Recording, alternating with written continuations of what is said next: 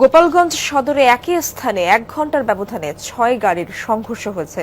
এতে নিহত হয়েছেন পুলিশ সদস্য সহ ২ জন, আহত অন্তত ২০। শনিবার রাত ২:৩০ থেকে ৩:৩০ পর্যন্ত ঢাকা খুলনা মহাসড়কের গোপীনাথপুর এলাকায় হয় এই দুর্ঘটনা। পুলিশ জানায়, ঢাকা থেকে ছেড়ে আসা খুলনাগামী আরমান পরিবহনের বাস প্রথমে একটি ট্রাককে পেছন থেকে ধাক্কা দেয়। আহত বাস যাত্রীদের উদ্ধারের সময় আরও ৩টি বাস ও একটি প্রাইভেট কারের সংঘর্ষ ঘটে। ফায়ার সার্ভিস গিয়ে আহতদের উদ্ধার করে। হাসপাতালে মারা যায় ভাটিয়াপাড়া হাইওয়ে পুলিশ সদস্য রফিকুজ্জামান ও আরমান পরিবহনের হেলপার সেলিম। দুর্ঘটনার পর প্রায় ২ ঘন্টা বন্ধ ছিল যান চলাচল।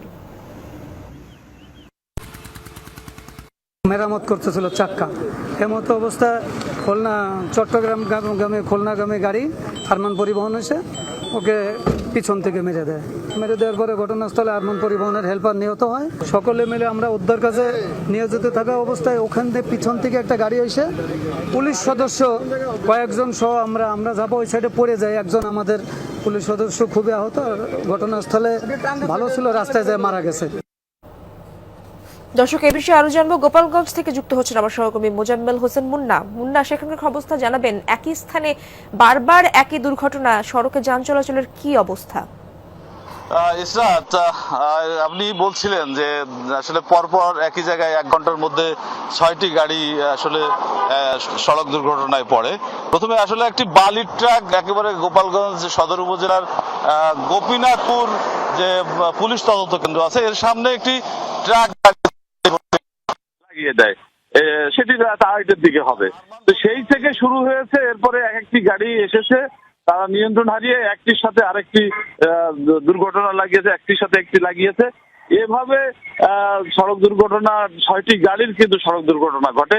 পরবর্তীতে সেনাবাহিনী, পুলিশ এবং আপনার স্থানীয় জনগণ এবং ফায়ার সার্ভিসের লোকজন এসে আহত নিহতদেরকে উদ্ধার করে। এবং আপনি জানেন যে এই সড়ক দুর্ঘটনায় একজন পুলিশ সদস্য সহ ২ জন নিহত হয়েছে। যারা আহত হয়েছে ২০ জন, তাদেরকে গোপালগঞ্জ সদর উপজেলা সদর যে হসপিটাল রয়েছে সেখানে সব বিভিন্ন ক্লিনিকে চিকিৎসা দেওয়া হয়েছে। আর যারা নিহত হয়েছেন তাদের লাশ ইতিপূর্বে যার যার বাড়িতে চলে গিয়েছে, নিয়ে গিয়েছে, এবং যারা নিহত হয়েছে তাদের নিয়ে গিয়েছে। এবং যারা যে সমস্ত গাড়িগুলো দুর্ঘটনা কবলিত ছিল তার মধ্যে শুধুমাত্র একটি প্রাইভেট কার সহ এখানে পড়ে রয়েছে। বাকি গাড়িগুলো উদ্ধার করে এখান থেকে নিয়ে যাওয়া হয়েছে।